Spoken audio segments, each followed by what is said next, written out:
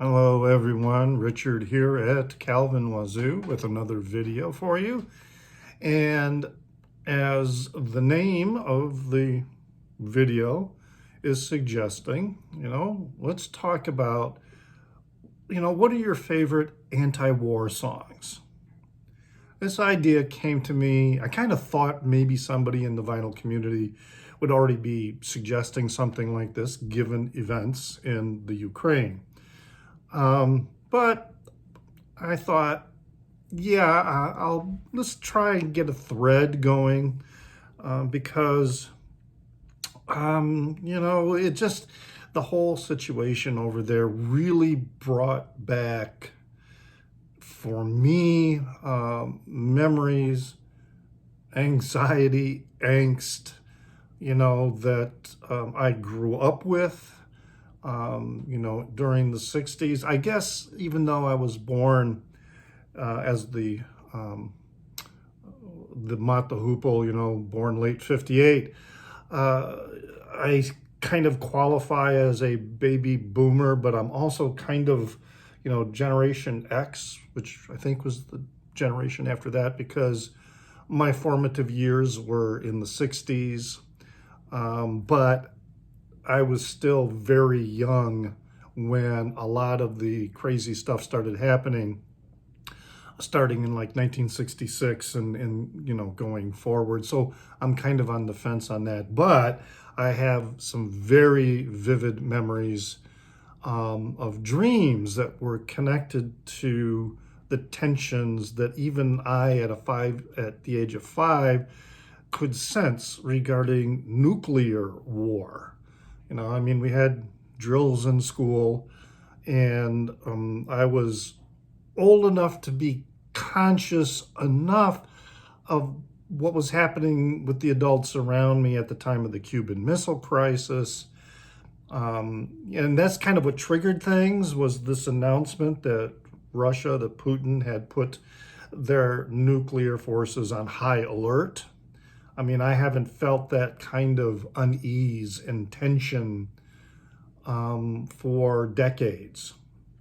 And it used to be a very palpable thing in the background that many of us in my generation, grew up with and dealt with, on a day-to-day basis. So there are a lot of really good anti-war songs out there.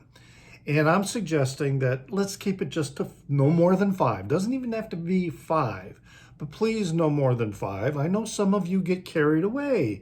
And even when somebody suggests a limit to the number of examples, you go beyond that because that's just how I do things. Well, this isn't about you. So pick 5 songs. As I said, there are many out there. If you just Google anti-war songs, it's amazing how many results come up. And on some pages, they even break them down as to specificity, that these are songs about the Civil War, these are songs about World War I, these are songs about World War II, etc., etc. I thought I would give my 5, and that's part of the reason why limiting it to 5, because there are a lot of choices out there, and it gives us an opportunity for people to pick songs that not everyone else is picking, so to speak. So anyway, I got my 5, and my first one is probably not an explicitly anti-war song, but it's one I've been thinking about a lot lately. It's one in which, it's the earworm is going on and on and on inside my head. And it's a Neil Young song, and it's the song Powderfinger. And, it appears on this here, the Rust Never Sleeps album. Also was on Chrome Dreams. I think it might have first appeared on Chrome Dreams. I don't know. But anyway, it's not explicitly an anti-war song, but it certainly has the elements of being anti-war because it's being sung from the perspective of this young man who is faced with violent conflict and how he responds to it. And, the song is kind of broken up in two parts. The first part is where he's contemplating the threat that is facing him and, realizing that things, that the fighting doesn't accomplish anything. But as soon as the firing starts, it's like he's on automatic. And, he fights back, but ends up being killed. And for many young men who find themselves on a battlefield, they may feel the same way. I bet a lot of them do. That in their heart, they're wondering why they're doing this. And they don't necessarily want to do it. But when faced with kill or being killed, the choice becomes, it's really automatic. I mean, we are animals. Our biology, especially in our brain, is fixed for self-preservation. So often even the most pacifist of individuals can become one hellraiser of a soldier, which is why conscientious objectors to me are incredibly brave to stick to their convictions, because it is so easy to, especially when put into that situation, to just gets thrown out the window because the biological mechanisms in our brain kick in for self-preservation. A lot of talk about this song, but I'm going to go through the lyrics, and that's what I would ask you to do too, is talk about the lyrics, and also the music, if that is relevant to the song. So the song begins, "Look out, mama, there's a white boat coming up the river, with a big red beacon and a flag and a man on the rail. I think you'd better call John, 'cause it don't look like they're here to deliver the mail. And it's less than a mile away. I hope they didn't come to stay. It's got numbers on the side and a gun, and it's making big waves." So yeah, he's observing this threat coming up the river, and then we go into this next verse where he's kind of recollecting things that he's learned from his father and from others, and looking at the overall picture of his family. Daddy's gone. My brother's out hunting in the mountains. Big John's been drinking since the river took Emmy Lou. So the powers that be left me here to do the thinking. And I just turned 22. I was wondering what to do. The closer they got, the more those feelings grew. Okay, so there's a couple ways you can interpret this. Those feelings that are growing, what are they? Are they antagonistic feelings, toward this threat? Or are they feelings of, why am I in this situation? Why do any of us have to be in this situation? So then we go into the verse 3. Daddy's rifle in my hand felt reassuring. He told me red means run, son. Numbers add up to nothing. But when the first shot hit the dock, I saw it coming. Raised my rifle to my eye, never stopped to wonder why. Then I saw black, and my face splashed in the sky. Daddy's adage to him, or words of wisdom, red means run, son, numbers add up to nothing, is that, hey man, when your life's on the line, kill counts don't matter. What matters is, are you alive?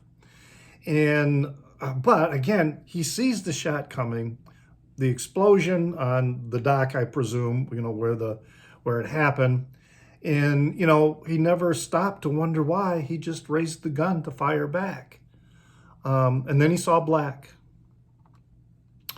So the next verse, shelter me from the powder and the finger. He's asking for protection from the powder and the finger that pulls the trigger.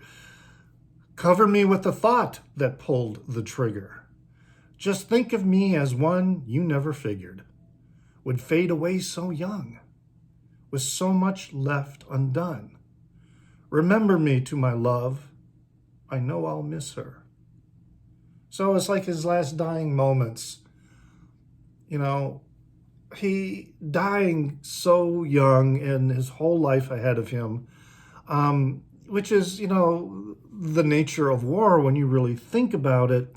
It is the wealthy, powerful, and old who wage war, and it is the young, poor, or, middle working class who fight it and die to protect something that, isn't really theirs.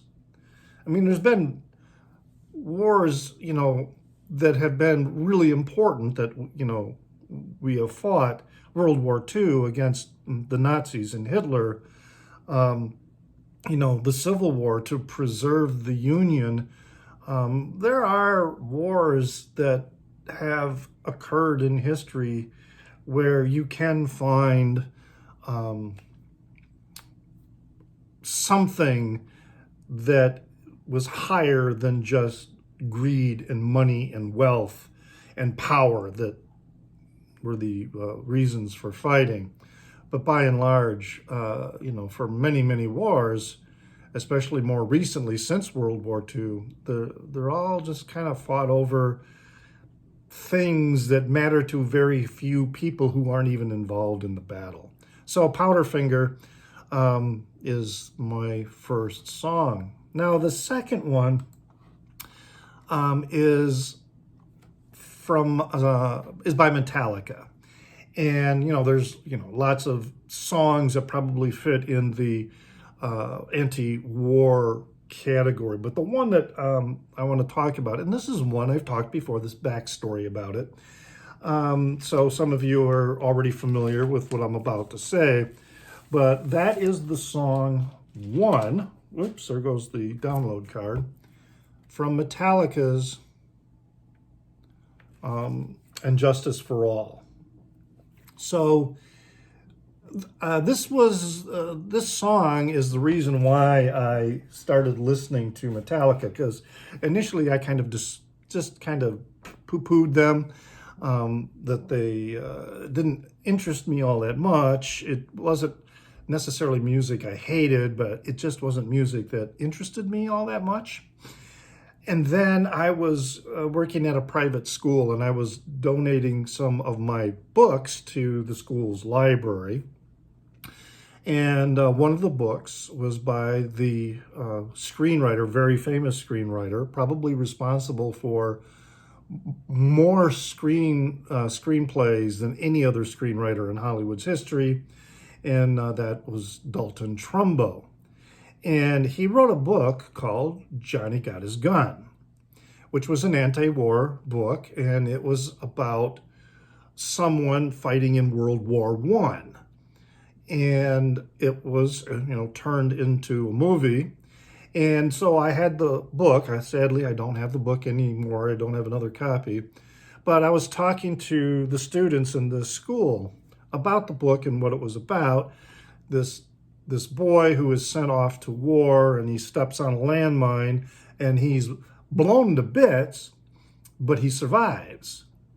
And he wakes up in hospital with his face blown off, so he can't see, he can't talk, he can't smell or taste anything.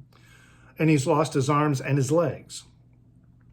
But his brain is still intact, as are, the rest of his internal organs for the most part. So he's alive, but he's completely helpless. And it's about his struggle to try and communicate to the medical staff that he doesn't want to live anymore, not like this. And after I was done, one of the students came up and mentioned, "Oh, Rich, there's a song about this book, and it's by Metallica." And I was like, "Really?" And so went to the cabin dorm that he was living in at the time, and he showed me the record and played the song One. And at the end, I told him, "You're right. This is exactly what this song is about." So, it begins, "I can't remember anything. Can't tell if this is true or a dream. Deep down inside, I feel to scream. This terrible silence stops me. Now that the war is through with me, I'm waking up. I cannot see that there's not much left of me. Nothing is real but pain now." Then the chorus, "Hold my breath as I wish for death. Oh, please, God, wake me." But you see, he's helpless. He can't kill himself. And so as he becomes more aware of his environment by discerning even times of day, by whether he can sense the feeling of sunshine coming through a window to know that it's daytime, and then when it's cooler at night, he becomes attuned to this, and then he gradually, develops a method of communicating with hospital staff. But he also goes through his life. It's a flashback back to his life, to the girl that he was in love with and his family. Back in the womb, it's much too real. In pumps life that I must feel, but can't look forward to reveal. Look to the time when I'll live, fed through the tube that sticks in me, just like a wartime novelty, tied to machines that make me be. Cut this life off from me. Yeah, the machines, the only reason he exists is because of these machines. So again, hold my breath as I wish for death. Oh, please, God, wake me. Now the world is gone, I'm just one. Oh, God, help me. Hold my breath as I wish for death. Oh, please, God, help me. And then the final bridge, darkness imprisoning me, all that I see, absolute horror. I cannot live, I cannot die. Trapped in myself, body, my holding cell. Landmine has taken my sight, taken my speech, taken my hearing, taken my arms, taken my legs, taken my soul, left me with life in hell. I really like that line, trapped in myself, body, my holding cell. As many of you know, I'm a practicing Buddhist, and there is a method of meditation in which we contemplate the body and how the body is just this vessel. It's not who we are. I am not my body. My body is not me. And he is recognizing that, trapped in myself, body, my holding cell.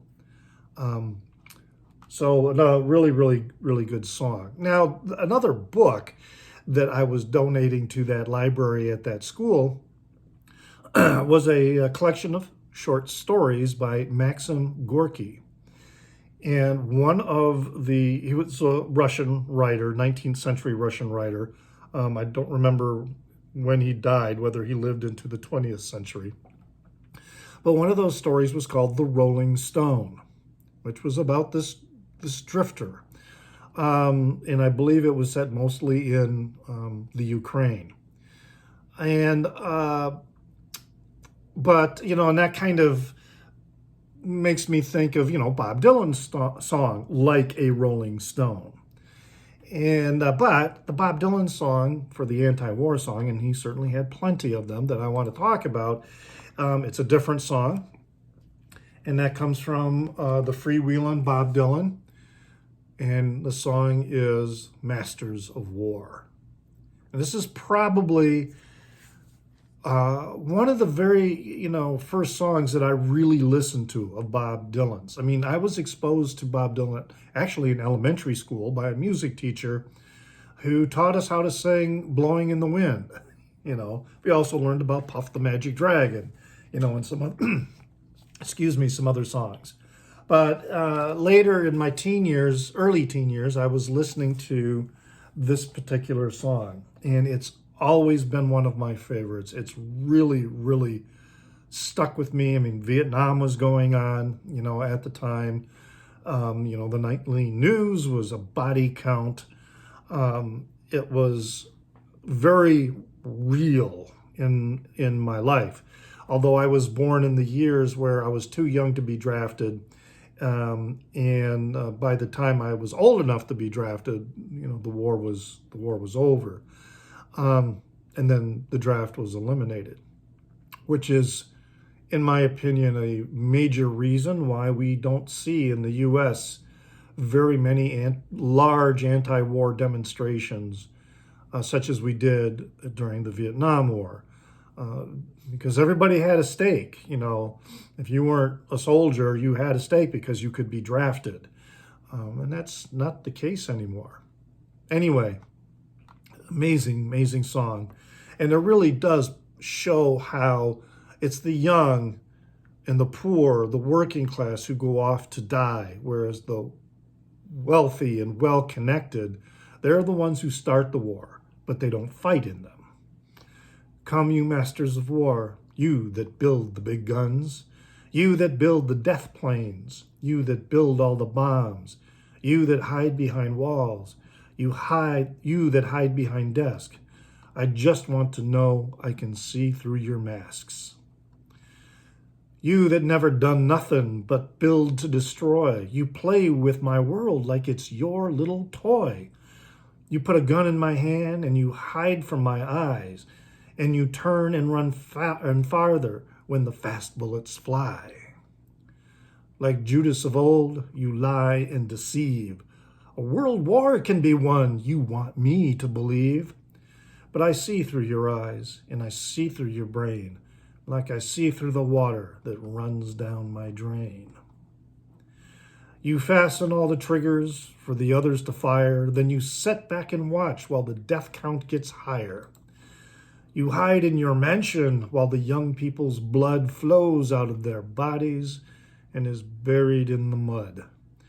You've thrown the worst fear that can never be hurled, fear to bring children into the world. For threatening my baby, unborn and unnamed, you ain't worth the blood that runs in your veins. How much do I know to talk out of turn? You might say that I'm young, you might say I'm unlearned. But there's one thing I know, though I'm younger than you, that even Jesus would never forgive what you do. That line still gets me. Let me ask you one question. Is your money that good? Will it buy you forgiveness? Do you think that it could? I think you will find when your death takes its toll, all the money you made will never buy back your soul. And I hope that you die, and your death will come soon.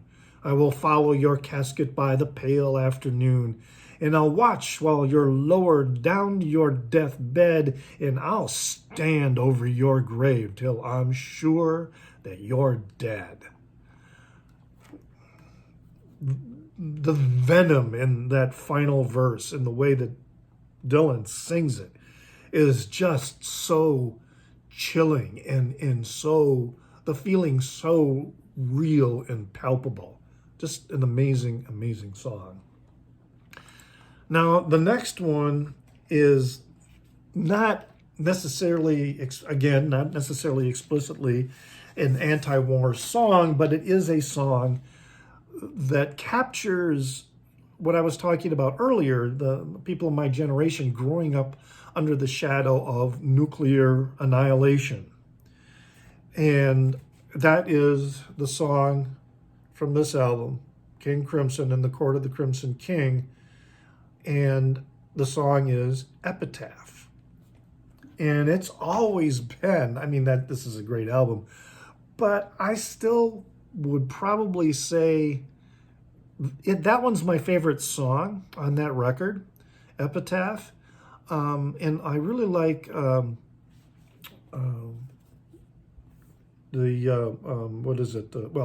Talk to the Wind and Moonchild. Those are my three favorite songs. But Epitaph is really good.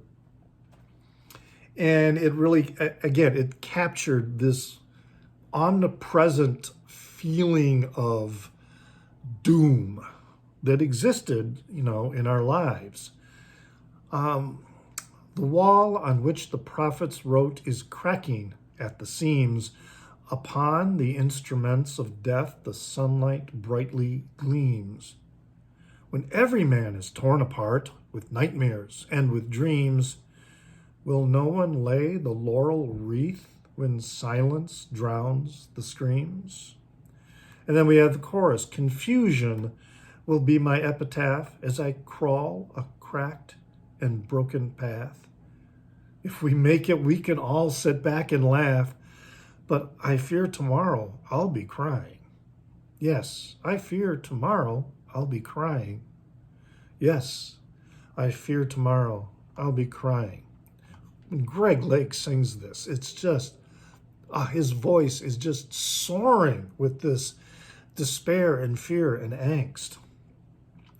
Between the iron gates of fate, the seeds of time were sown and watered by the deeds of those who know and who are known. Knowledge is a deadly friend. If no one sets the rules, the fate of all mankind I see is in the hand of fools. And then it goes through some of the other instrumental passages in a repeat of the first verse, the wall on which the prophets wrote, etc. And then it ends with the confusion will be my epitaph as I crawl a cracked and broken path. And but where he says, but I fear tomorrow I'll be crying, again, the soaring, I fear tomorrow I'll be crying. Just, again, a really, really good, really good song. One of my favorite King Crimson songs. Now, the last one is a Talking Heads song. And, there's a lot. They have several that qualify as anti-war songs. And the one I choose is from the release Remain in Light, which is my favorite Talking Heads release by far. And the song is probably one that, people may not necessarily, it's a political song, but not necessarily you would think of it as an anti-war song, but it is a song about the causes of war, and one of the causes of war, is imperialism and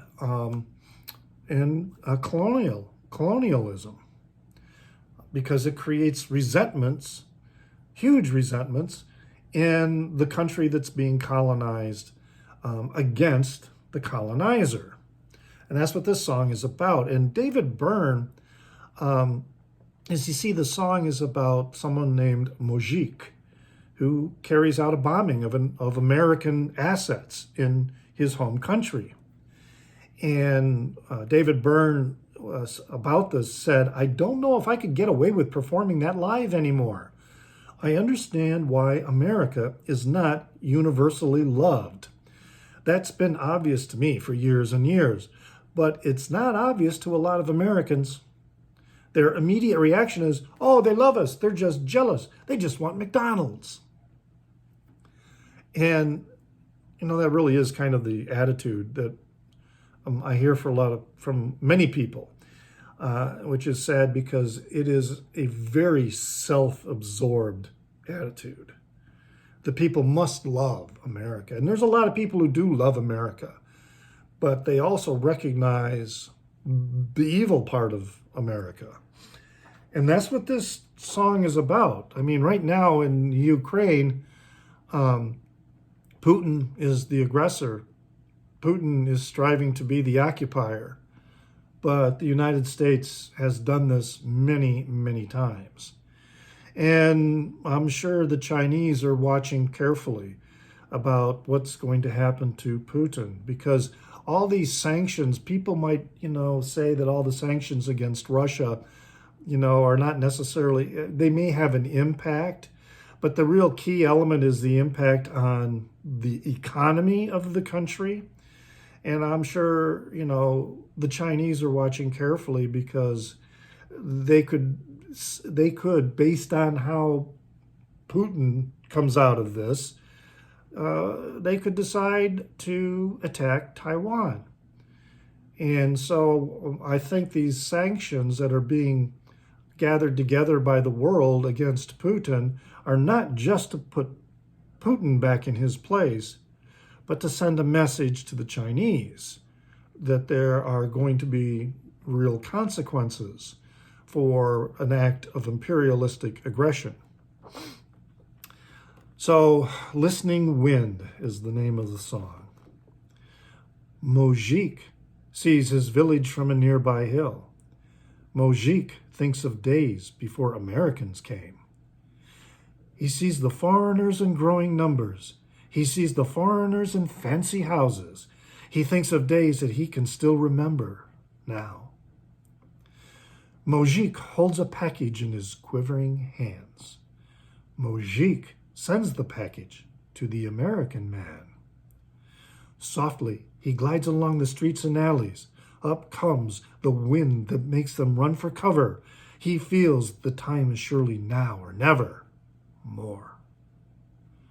The wind in my heart, the wind in my heart, the dust in my head, the dust in my head, the wind in my heart, the wind in my heart, come to drive them away, drive them away. Mojik buys equipment in the marketplace. Mojik plants devices in the free trade zone. He feels the wind is lifting up his people. He calls the wind to guide him on his mission. He knows his friend the wind is always standing by. Mojik smells the wind that comes from far away.